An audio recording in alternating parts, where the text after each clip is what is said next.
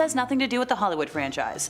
Originally belonging to a 45-year-old New Jersey man named Oliver Birnbaum, it was used to practice a medieval ritual known as speculum, or mirror magic. He performed a lengthy incantation ritual known as a conjuring formula, inviting the spirit world to assist him in manipulating the future. So in the beginning, Oliver saw very little in the mirror. But the more he concentrated his attention into said mirror, the more control he gained, and ergo, the more he could see. After performing this ritual obsessively for many months, he got to the point where all he had to do was state what he wanted to see, and the desired image would appear, eventually being able to tune into the future whenever he wanted. He gained the ability to project people he didn't like into the mirror, singling them out for punishment or revenge. So the unknowing victim would be shown in a future situation, and Oliver would will misfortune to that person, being able to see his justice occur in the mirror just the way he planned it. And while this sounds like a fun projection of one's imagination, these malicious acts would actually be carried out by inhuman spirits. So eventually, thanks to hubris, Oliver neglected the part of the ritual where he had to give homage to Satan,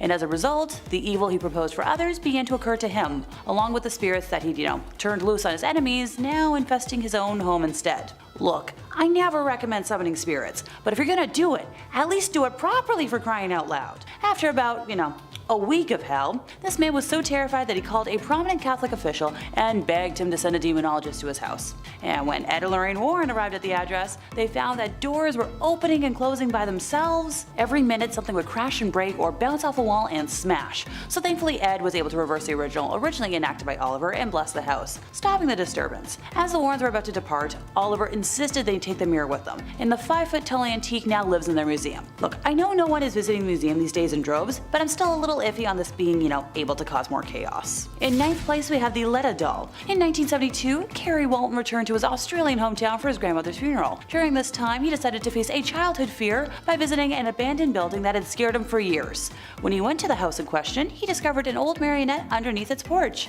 He felt compelled to take it home with him, and they've been together ever since. According to Sidekicks, the doll was made 200 years ago by a Romanian traveler for his son who had drowned. The doll has real human hair, and underneath the scalp is a likeness of a human brain. He was given the name Letta, or Letta, due to his heritage, or because the doll occasionally screams, "Letta me out!" Some quirks surround Letta. It will rain whenever he's taken outside, and hanging pictures may fall off the wall when he enters a room. Dogs bark and attempt to attack whenever they're near Letta, and people have said they feel inexplicably afraid and sad when they see him. So Letta is also supposedly capable of moving on his own, changing positions while seated and emitting a pulse while held. Yeah, nope.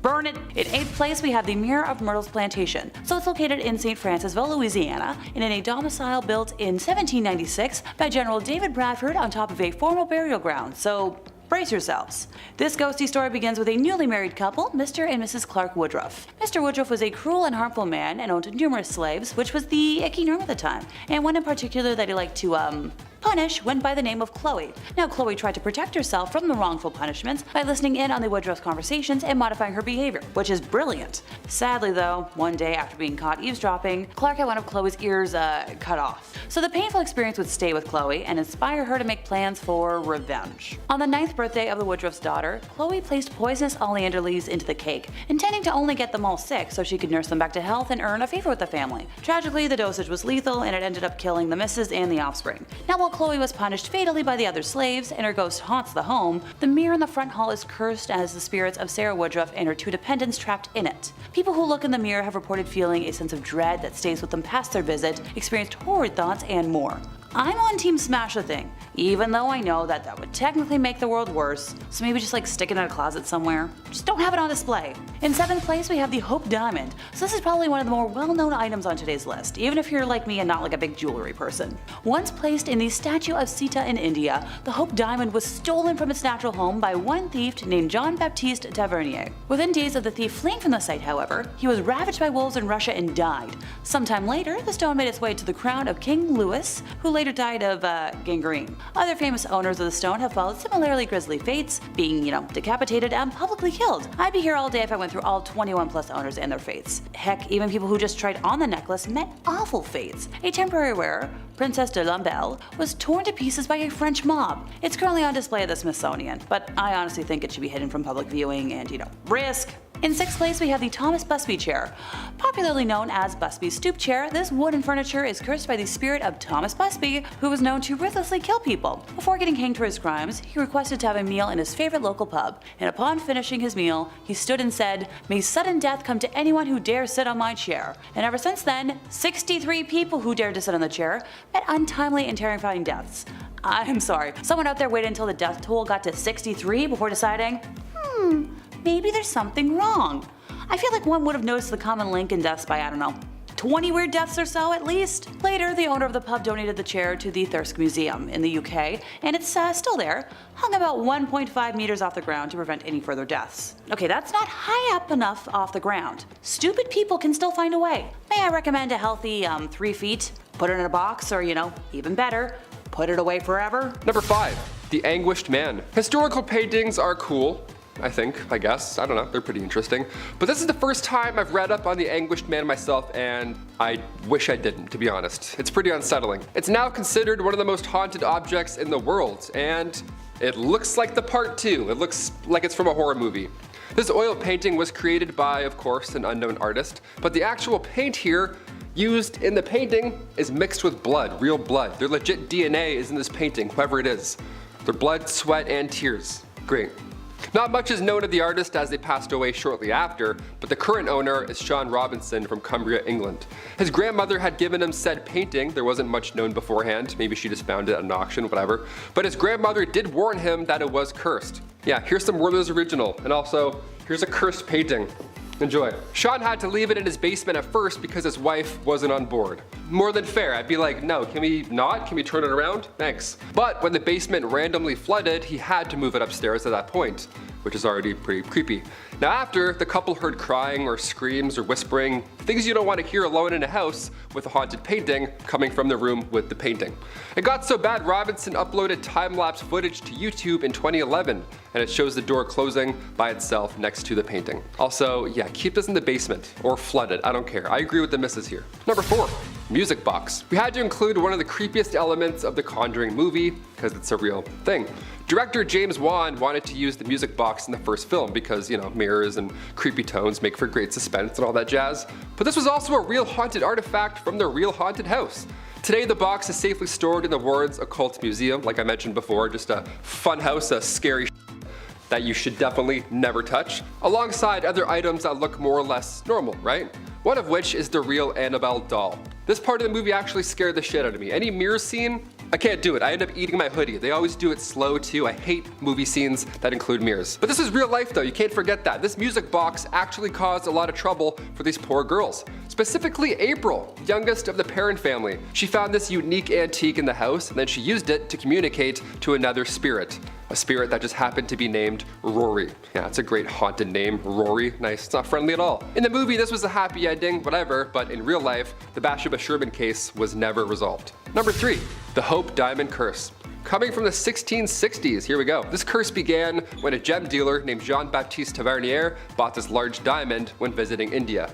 Or so he said, he bought it. The origins of the diamond were unknown, but it didn't matter. This beauty was just sitting there. Well, later on, after he got the diamond, rumors started spreading throughout Europe and the United States that Tavernier actually stole the diamond from a statue of a Hindu goddess. Yeah, that sounds a little more on the nose. That's a bit more accurate. Little different than his story, but sadly a little more believable. The newspapers actually kicked this one off by publishing the Hope Diamond as an ancient curse. That ought to help, right? That spreads the word, I guess. The diamond at one point ended up in the hands of King Louis XVI and his wife, Marie Antoinette. Now, if you don't know about them, they were, they had some rough history happen with their heads being off their body and stuff. They lost their lives during the French Revolution, to say the least. The guillotine Dream Team, that's what we call them. The stone then went to Lord Francis Hope come 1839, and by that point it was deemed cursed. This is when it got the name the Hope Diamond, right? They ended up selling said diamond shortly after being reduced to poverty, and then Evelyn Walsh McLean bought the stone in 1912.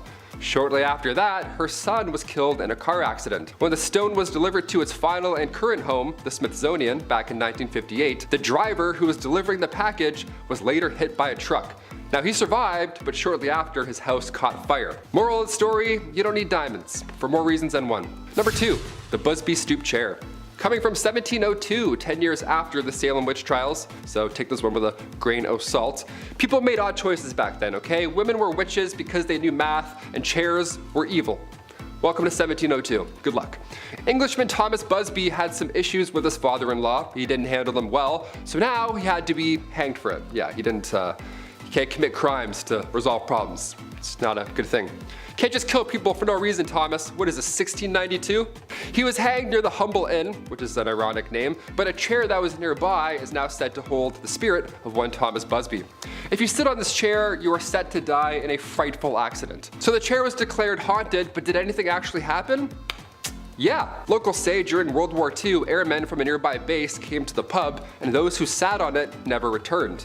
And then in the 70s, more accidents were connected, but they still kept it around until 1978. Yeah, it stayed in the inn for that long, until it was donated to the Thirsk Museum. It's not even a rocking chair either. It looks like it should be a rocking chair, but it's not a rocking chair. That's the scariest part in my opinion. You try and lean back, you're like, oh, I really thought it was gonna rock there. Damn, it's disappointing. And finally, number 1, a ghost caught in a photograph. Yeah, this one ought to end the list in a pretty bizarre way. Doesn't matter where or when, but odds are you've seen this photo at some point in your life. You know when you see a photo, sometimes you just get bad vibes, like it registers in your brain as something scary but also real. Like you want to find something that looks fake about this photo, but it's tough. This photo was taken inside the Amityville house in 1976. It's a young lad with glowing white eyes, kind of hard to miss. It was taken with automatic cameras equipped with infrared, and it makes it even creepier that the boy looks like he's peeking around the corner. Nice, just hiding from you in his invisible ghost land. We love it. A photographer named Gene Campbell took this photo, and Gene at the time was working with paranormal investigators Ed and Lorraine Warren. This photo was revealed 3 years after it was taken on the Merv Griffin show, and many believe this is the ghost of one John DeFeo, one of the boys who lived there prior to that 1974 event. Yeah, we're still trying to figure this out. What do you guys think? Elaborate hoax, or perhaps this is one solid piece of evidence that the Amityville house is indeed haunted and ghosts are indeed real? We are gonna start with the unbelievably beautiful Xihuatecuatli mask. This beautiful turquoise mask of Xihuatecuatli, otherwise known as the god of fire. His name is a derivative of the Natal word for turquoise, which also means year, seeing as time was also what he represented and turquoise was a stone that kind of nailed the game on this one. He was the first Aztec lord of the night and the first lords of the day. So let's talk about the masks themselves. The selection of spiny oysters and black lip pearl oysters by the Mexica craftsmen wasn't due to their working properties as raw materials, but by their symbolic value and their color or iridescence. The same can be said for the active use of whiteness, aka the conch shell, juxtaposed against the very blues and greens of turquoise and malachite. In Mesoamerican cultures, the conch is routinely depicted in association with the gods and events from their watery underworld. The toughness of the conch allowed for the craftsmen to fashion discs with a central hole, which was used as the firm surrounds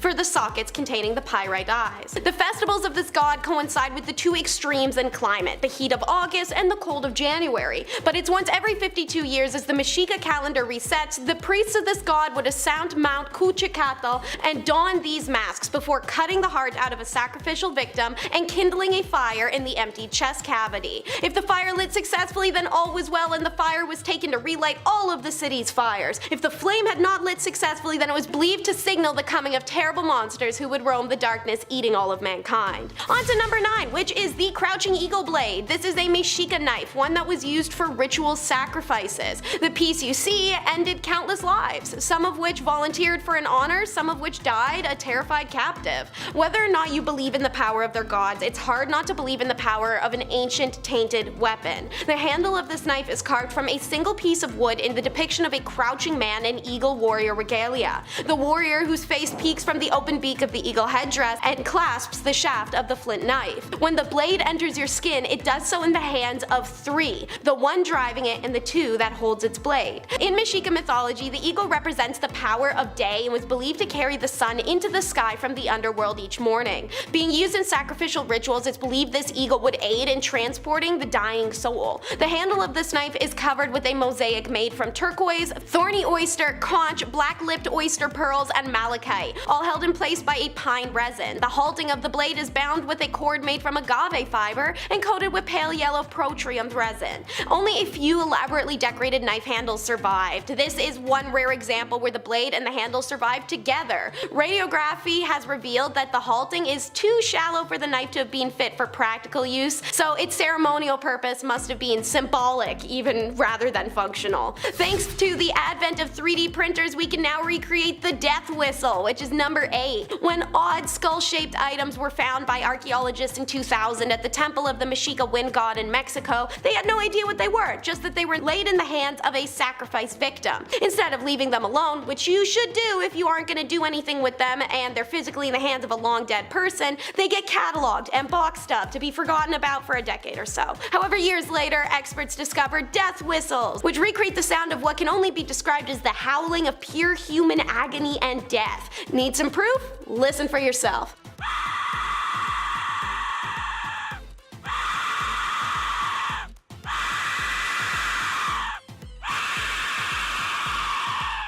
Oh yeah, and the Mexicas would play this after they sacrificed their victims or rushed into battle. This would have been the sound that Spanish soldier Bernal Diaz de Castillo would have described hearing as he and other soldiers hid inside the Mexica lodgings to rest during a traumatic seizure of Teoteclan, alongside the screams of his comrades being cut open alive. If that gave you a shiver, then point achieved. The purpose of these whistles was some hardcore psychological warfare, and it did do the trick. The Emperor Death Whistle depicts the Lord of the Dead and was a recreation of a demolished piece found during excavations. Thanks to the work to the foremost authority on the reproduction and performance of traditional Mayan and Mexica instruments, Xavier Cuisias, we get to see what the Emperor Death Whistle would have looked like whole, and even what it sounded like. The way the Mexica honored and perceived women and birth is legendary, but so is Teotihuacán. Teotihuacán is the spirit of a Mexica woman who died in labor. The Mexica belief was that, much like how warriors captured their opponents in war, a woman in labor must capture the spirit of her newborn. This, alongside pregnancy itself, earned women a status of revelation and respect, and should a woman die in this battle, her human essence would automatically be granted a warrior status in the afterlife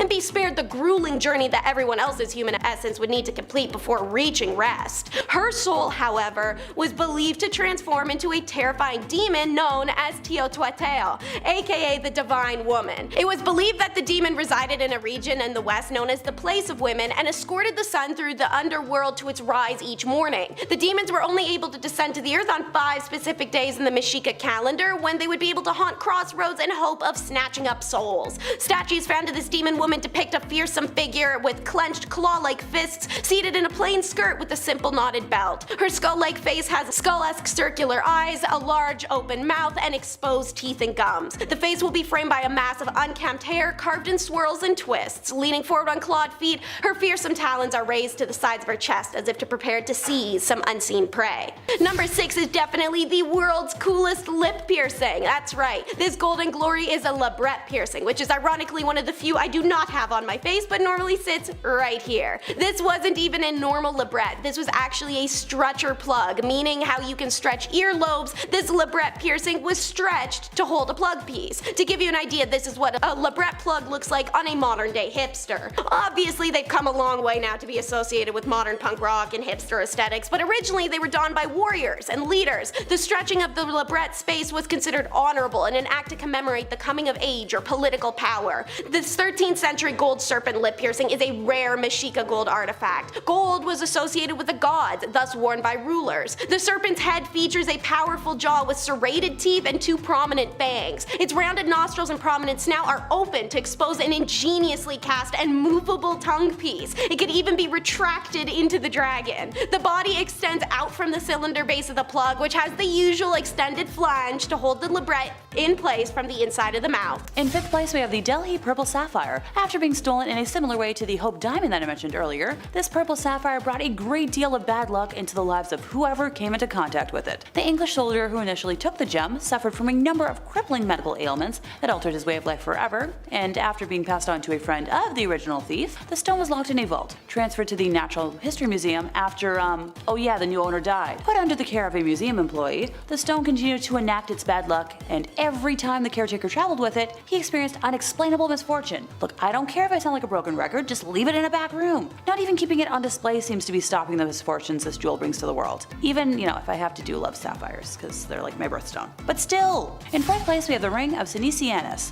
The Vine Ring, or the Ring of Silvianus, is a gold ring dating probably from the 4th century AD, discovered in a plowed field near Silchester in Hampshire, England in 1785. So this ring is larger than most rings, being 1 inch in diameter and weighing about 12 grams. The band of the ring has 10 facets and is set with a square bezel engraved with an image of the goddess Venus. To one side are the letters VE and to the others NVS in mirror writing. The band is just officially inscribed with the words Sinisian vivas in de.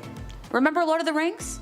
Well, this is the ring that inspired it. After being unearthed on an archaeological dig, the ring pointed to a deeper and more mysterious history than researchers had originally believed. Roman tablets were found to contain references to the artifact, informing the god Nodens that the ring had been stolen. In the tablet, the former owner of the ring proclaims that whoever has taken the ring shall find themselves in bad health until it is given back to its owner. Just a thought. Maybe put that thing back where it came from? Just me? In third place, we have Robert the Evil Doll. For starters, this doll barely looks human. His nub of a nose looks like a pair of pinholes, and he's covered in brown, sort of scar-like things. His eyes are beady and black, and combined with his malevolent smirk, it's terrifying to look at. And I love cursed dolls. Clasped in his lap, he's holding his own toy, a dog with disproportionate eyes and a too big tongue falling out of its mouth. The doll originally belonged to Robert Eugene Otto, an artist described as eccentric. For example, neighbors of Robert used to hear him having a conversation with the doll, and this continued into his adult years. Look, I talk to my teddy bears, but I feel like that's a little different. He brought it everywhere and talked about it in the first person as if it weren't a doll. That might sound kinda batty, but yeah, it is the best way to deal with cursed objects. The doll remained stored in the Otto family home until Robert died in 1974. After his death, a couple bought the house and their 8-year-old daughter found the doll in the attic. The girl often claimed that the doll was trying to kill her though. So the doll is now on display in a museum in Key West and is still believed to curse people. His last caretaker before the museum experienced him disappear and reappear as he pleased, along with, hearing footsteps and giggling in the attic. Some claimed that the doll's expression changed when anyone badmouthed his owner in his presence. He's also been responsible for, a few car crashes, some divorces, and broken bones. Okay. Good, Robert. Please, I don't need to be cursed. In second place, we have the Woman from Lem statue. The one from Lem was found in Cyprus in 1878 and was originally carved from limestone. The statue is said to have been owned by 4 different families, each of them dying within a few years of obtaining the artifact. Terrified by the deadly history of the statue, the only surviving member of the last family donated said statue to the Royal Scottish Museum in Edinburgh, Scotland. However, things didn't stop there because that would be too dang easy. The museum curator who handled the statue was mysteriously killed after a few days. The statue is currently in a glass case in the museum, untouched by human hands unless you're wearing gloves. The fact that it's still at risk of some nincompoop touching it with bare hands as a prank makes me too nervous. Look, as somebody who tells people not to touch something for a living, trust me when I say people are just stupid sometimes. It's fine. Moving on. In our first place, we have a copy of Crying Boy. So when Bob Smith was a young child in the 1970s, he became fascinated by a painting in his grandmother's house. The painting was a cheap print of a well-known piece and was hung on the living room wall. The photo depicted a boy who was, similar age to Bob and for some reason looked sad and downcast, with tears brimming from his troubled eyes. A few years after the painting went up on the wall, there was a devastating kitchen fire in the house. While the kitchen was destroyed, the rest of the house was undamaged. The painting was eventually sold in a garage sale to Ed Warren himself. For years it puzzled Bob why his grandmother got rid of the painting, until he read a series of articles about a cursed painting. Yep, you guessed it, it was the Crying Boy. So this was one in a series of paintings by artist Giovanni Bragolin that was completed in the 1950s. In total, Giovanni painted over 60 paintings, and up until the early 80s, prints and reprints of his images continued to be mass-produced. In 1985, the most popular tabloid newspaper in the United Kingdom printed a story that caused panic and ended the popularity of his work. The Sun published an article entitled Blazing Curse of the Crying Boy, describing the terrible experience of May and Ron Hall after their home was destroyed by fire. The cause of the fire, much like somebody's grandma, was a greasy pan that overheated and burst into flames that spread rapidly and destroyed everything on the ground floor. Only one item remained intact: a print of the Crying Boy on their living room wall. Distraught at their loss, the devastated couple made the bizarre claim that the painting was cursed, and it not the pan, was the cause of the fire. Now, this probably would have been just written off as hogwash, except for one little tiny thing. A firefighter claimed that he attended at least 15 house fires where everything was destroyed except for prints of the crying boy, which would remain completely intact. So before long, the story gathered momentum, and a rash of fires all over the world were blamed on this cursed youngling. When the Sun reported that even rational firefighters refused to have a copy of this painting in their homes, the reputation of the painting was damned forever. In all these cases, and many more that were, reported, the paintings remained unharmed. So most copies that were left were burned in a massive bonfire held by the Sun newspaper and led by professional firefighters. But to this day, a few copies still exist, and I'm just gonna steer clear of those places. Like, come on, common sense? And that brings us to the end of our time, and goodness gracious, I think I'm just gonna run around the world with a flamethrower. Anyone else? Don't even get me started on all the numbskulls who leave Ouija boards out there where they're very much at risk of causing chaos. Kicking off our list at number 10, a cursed phone number. The song 8675309/Jenny has been stuck in my head for about 18 years now. It's a classic. That song is a banger. Great jingle too. Imagine if a pizza place figured that number out first. Would have been game over.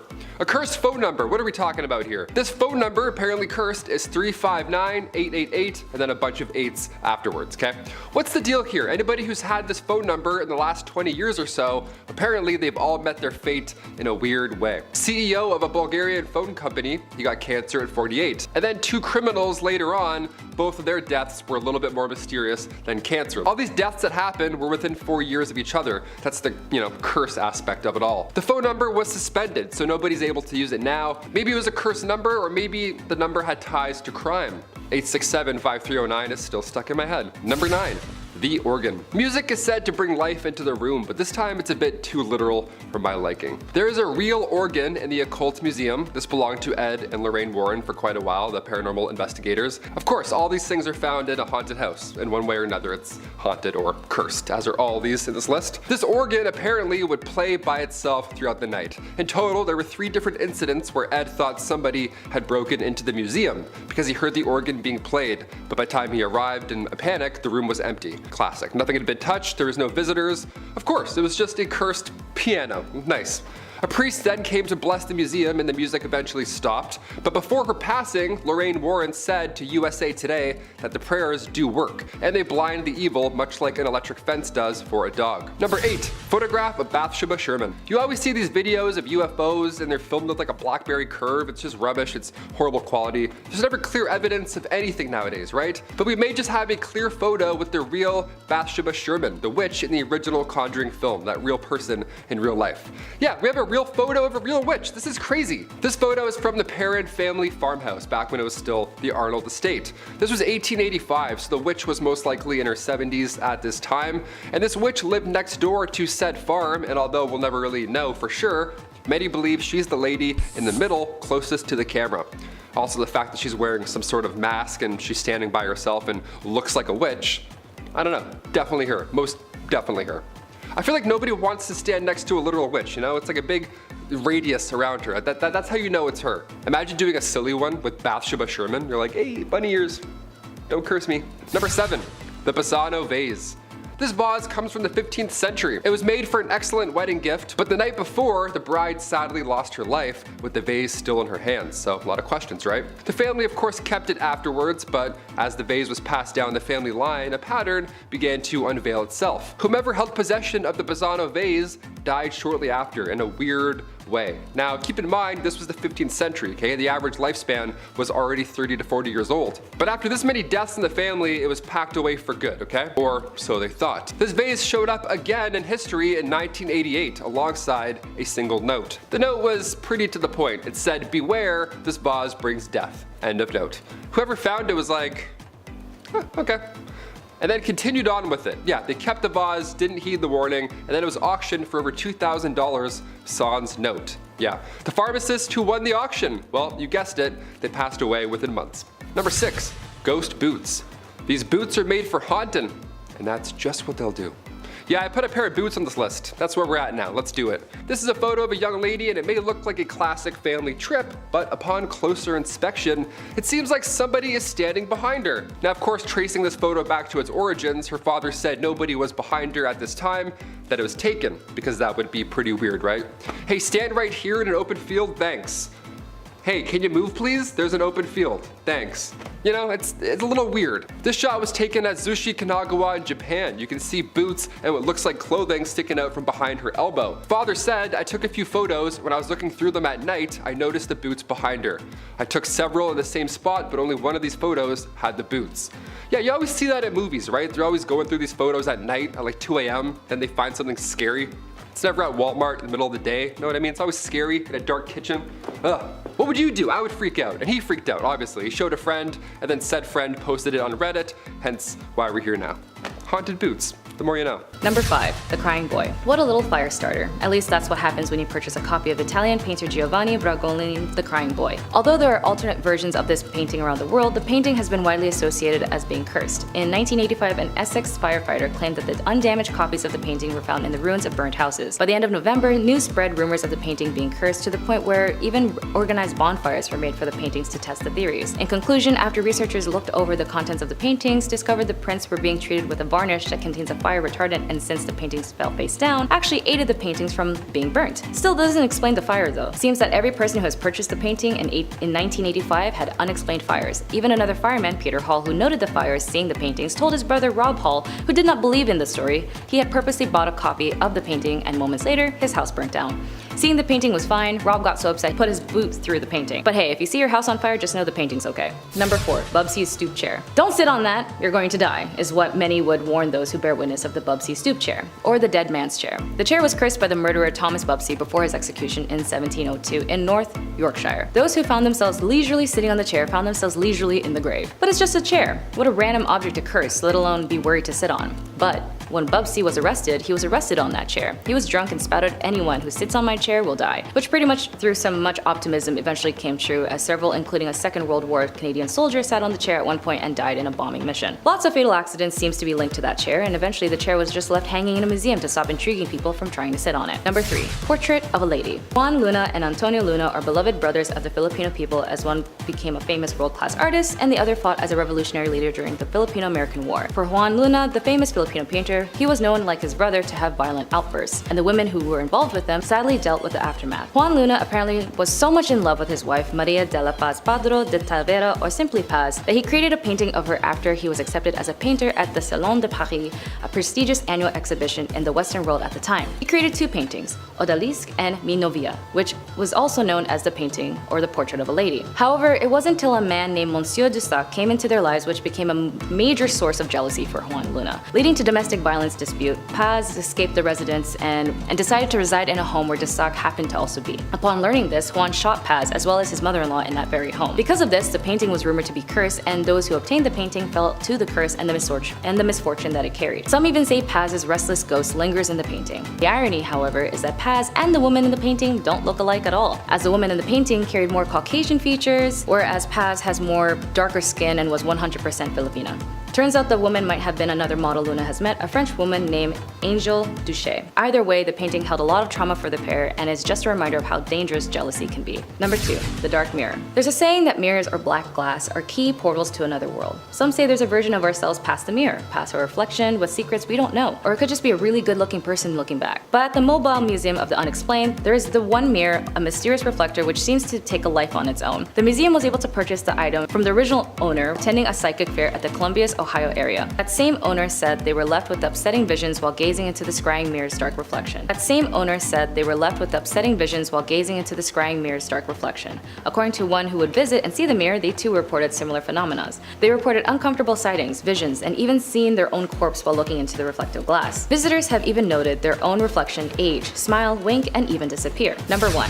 Annabelle doll. From famous horror flicks like The Nun, The Conjuring, The Curse of La Llorona, and of course Annabelle, are all inspired by the Annabelle doll, which has been noted as one of the most famous cursed items around the world. Originally, the Annabelle doll does not look like how it does in the movies, but it actually is a common Raggedy Ann doll. The character Raggedy Ann was created by American writer Johnny Gruelle for his children illustrated book series. It wasn't until 1915 he received a US patent to make it into an actual doll. The history of the original Annabelle is still unclear, as it was a gift to a student nurse back in 1971. The doll began to behave in ways that the student nurse couldn't explain, and after talking to a psychic medium, she was informed that the doll's name was actually Annabelle. After many unexplained malicious and frightening behavior exhibited by the doll, that's when the legendary paranormal investigators Ed and Lorraine Warren came across the case. They decided to move the doll to their occult museum in a glass box as it is now noted to be demonically possessed. Although there are many who dismisses the doll as just a mix of pop culture and paranormal folklore, and it could just be a form of finding supernatural evil in modern settings, the doll in itself, as many others, still stirs up a good spook. Whether or not these items are cursed, it's totally up to you, but you can't deny that sometimes whenever we come across something strange or different, you can't explain why it scares you. It just does. Number 10. The Basano vase. Let's say you want to get married someday or something, and typically guests would bring a gift to congratulate you for your marriage as a celebration. Some give cards, money, a nice note on your wish list, and for royals, receiving a vase as a wedding present wasn't uncommon, especially if it looked expensive. That's what one woman received the day of her wedding. A vase. But this vase was made of silver and rather plain looking. There were no design markings or decorations, but this vase would contain a curse that lurked to take lives for the next 5 centuries. The woman who received the vase for her wedding got a Basano vase in the 15th century in a northern village. Weighing at 4 pounds of silver, the women decided to keep it in her room for safekeeping. When it was time for the wedding to start, as they seemed to receive gifts before the reception, she was found dead holding onto the vase as by her soon-to-be husband. After the funeral, the Basano vase was given to a family member for safekeeping, and within days, they also died. At the time, no one had any clue if the vase was the cause, and when it was given to another family member, they too had passed away. After that, the family concluded to go to a priest, and they believe whoever gifted the vase to the bride had cursed it. They ended up burying the vase near the church where the priest resided as per instruction. Its existence was in a deep slumber until 500 years later. In 1988, a man dug up the vase and within it had a note. "Beware, this vase brings death." The man ignores the note and brings it to an auction house, as it was sold quickly to a local pharmacist. 3 months later, the pharmacist passed away. The family sold the vase to a doctor, and months later he also died. After many toss-arounds, it landed in the hands of a police officer who caught an archaeologist trying to get rid of it. The officer ended up burying the vase, as it is still nowhere to be found. Number 9. Pompei artifacts. Firstly, stop stealing things from places you shouldn't be stealing from, like cultural landmarks or places of great importance of the people who live there. Canadian woman sends back pilfered ceramics back to Pompei and blamed them after accumulating years of bad luck. See, the tourists stole fragments from the ancient city roughly over 17 years ago and claimed these pieces were cursed, as stated how it carried so much negative energy as it was linked to that of the land of destruction. For 95 years, Pompei was once a thriving Roman city in Italy, located just southeast of Naples. The once glorious city was then suddenly buried in volcanic ash after the catastrophe that was caused by the eruption of Mount Vesuvius in 79 AD. After being laid dormant till the 16th century, Pompei was then found and revamped its life into the classical world. Sadly, Italy has to deal with so many tourists stealing historical pieces from its ancient city and wishes people to just stop. As for the tourist who returned the item, she states her family kept having financial problems and even suffered breast cancer twice, and after a second mastectomy, the 36-year-old figured the source must have been from the item she had stolen many years ago. It could have been bad luck, or it could have just been guilt, who knows. In the note that carried the pilfered pieces, she had written that they took the artifacts without thinking of the pain and suffering of those who experienced the eruption of Mount Vesuvius or their death. She wishes the soul's peace and hopes things go back to normal. Number 8. The Hope Diamond. Diamonds are a girl's best friend. Unless it's the Hope Diamond, then please put it back where you found it. Weighing at 45 carats, a gorgeous cut and color of violet and rare blues, it's also considered one of the few handful of haunted gems in the world. Discovered and cut from a mine in India, there has been speculation that this diamond was stolen from the forehead or eye off the statue of the Hindu goddess Sita, who represents courage, purity, dedication, loyalty, and sacrifice. Considering who this goddess is and what she represents, the result of the jewels being stolen off of her resulted the thief in subjecting to a very unfortunate and extremely untimely death. The aftermath of the diamond was then passed along to different owners, from French merchants like Jean Le Tavernier getting mauled by wild dogs to the French royals like Princess de Lamballe, who died in the massacre during the French Revolution. After the French Revolution, the diamond was lost to a collector in 1792 named Henry Philip Hope came across the diamond and acquired it, hence renaming the diamond Hope Diamond. After many misfortunes and strange incidences associated with the diamond eventually laid to rest when Henry Winston had donated it to the Smithsonian in 1958. Ever since then, no one has been cursed so far. Number 7. Delhi Purple Sapphire. Another diamond in the rough, or more or less a Delhi Purple Sapphire, known as the Gem of Sorrow. This does not bring accidental death, but deep misfortune and sorrow. It was rumored to be stolen during the mutiny in 1857 in India by a British soldier from the temple of Indra, the Hindu god of war and weather. After it was acquired by a Bengali cavalryman, Colonel W. Ferris, he took the sapphire home. As soon as he brought it to England, he began to suffer a series of extreme financial misfortunes, which brought his family to a brink of collapse. At first, the colonel blamed his own poor judgment when every single family member suffered a series of illness. He then turned to the gem. He didn't think much of the gem, but still he wanted to get rid of it, so he decided to pass it along to a family friend who ended up taking his own life. His greatest fear came true, and he decided to pass the gem to a scientist and writer named Edward Heron Allen in 1890. Once again, the sapphire in possession gave nothing but misfortune to the scientist, who eventually gave up all reason and logic attributed to the stone. In 1902, he was very reluctantly gave up the stone to a friend who wanted to try the sapphire's theories out. Again, more misfortunes accumulated with the stone. He returned the gem back to Edward, who, yes, had more misfortunes. He sent the sapphire to his bank, locked into 7 boxes with good luck charms with a note, "Do not open until after my death." After he had passed away, his daughter wisely sent the Delhi purple sapphire to the Natural History Museum, where it stayed until 1972. The stone was stuck in a drawer till a curator named Peter Tandy uncovered the sapphire with a note enclosing stating, "Whoever opens this box, do whatever you want. My advice, however, is to throw it into the sea." The mysterious Delhi purple sapphire is now permanently on display as part of London's Natural History Museum's vault collection. Although we could do a Titanic moment and toss the sapphire into the ocean, personally, in the words of Mike Wazowski from Monsters Inc., put that thing back where it came from, or so help me. Number 6. King Tut's cursed trumpets that summon wars. When King Tut's tomb was found in 1922, the curses that followed suit in covering this tomb unleashed without restraint on those who unearthed it. As there were many items discovered in his burial ground, one in particular brought a lot of attention, to the point where its discovery affected our modern world. An ancient set of wooden, silver, and bronze trumpets. All wonderful, but one possibly cursed one as well. In 1939, the Egyptian Antiquities Services convinced his BBC radio to broadcast the trumpet sound for all to hear, as a way to invite those to experience the world of ancient Egypt. However, once the trumpets were heard, a few months later,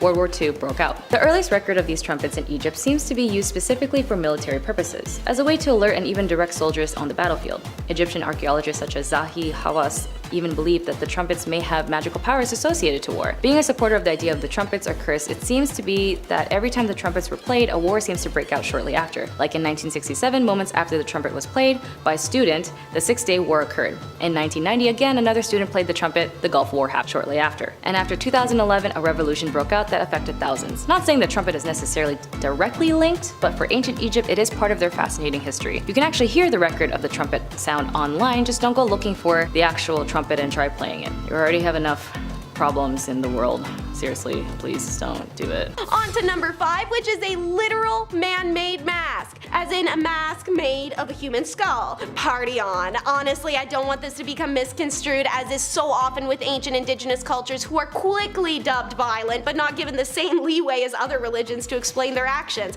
such as ritual sacrifice or tampering with bones. So, some important context for you, my people, is that the Mexica believed when someone died, their life force departed from mortal remains.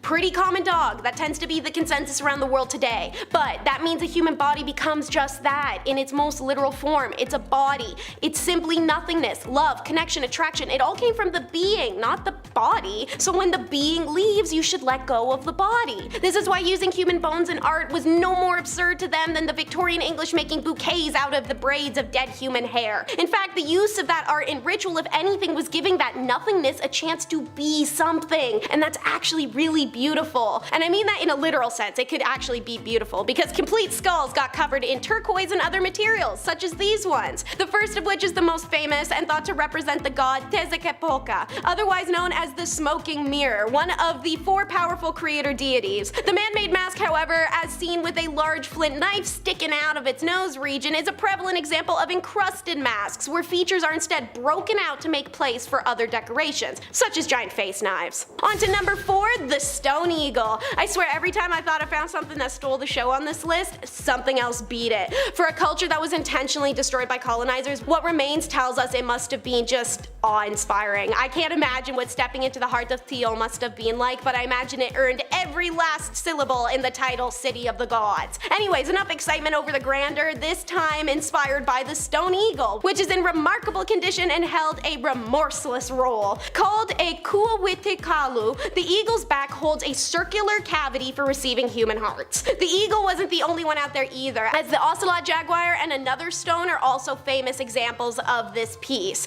The eagle is a display of remarkable technical skill and realism, particularly in the plumage and body details. Flame-like feathers surround the eyes to emphasize the symbolic links between the sun and the eagle in Mexica culture. This piece was found in 1985 in the Templo Mayor sacred precinct. And similar to our eagle friend is Shakmul, number 3. To quote, a Shakmul is a form of pre pre-Columbian Mesoamerican sculpture depicting a reclining figure with its head facing 90 degrees from the front, supporting itself on its elbows and supporting a bowl or a disc on its stomach. The chakmul served either as a sacrificial stone or as a throne, depending on the design. Oftentimes they bore water imagery and were associated with Tlaloc, the rain god.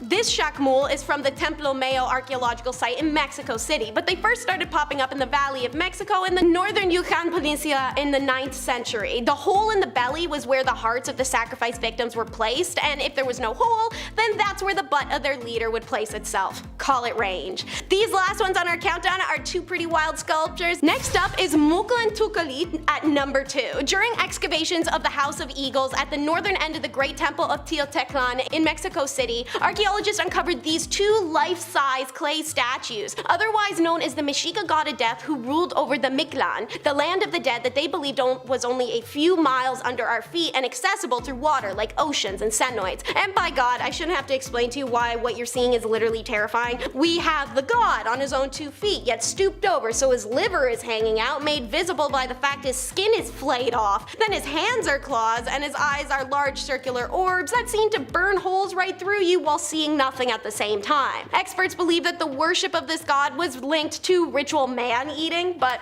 nothing's confirmed. And last but never the least, I don't want any vengeful gods coming after me after all, is Zipitotec, number 1, the flayed skin god. Zipitotec is represented wearing flayed human skin, usually with the skin of the hands falling loose from his wrists and the feet just above his shins, as seen in this sculpture. Zooming in, you can see the remarkable detail that went into representing the fact he's wearing a flayed skin suit. The wrinkles along the cheeks, the hollowed circles around the eyes, even the impression of ears beneath visible ears. At the annual festival of Zipitotec, volunteers or captives are sacrificed, and they would be tied up on frames and shot at with arrows because their blood dripping was believed to symbolize fertile spring rain. And priests then wore the flayed skin of the victims with the fresh blood still dripping. The skin that they flayed off would be dyed yellow and called golden clothes. A hymn was sung in honor of Zipitotec, calling him their night drinker because the most beneficial rains fell during the night, and it thanked him for bringing the feathered serpent who was the symbol of plenty and for averting drought.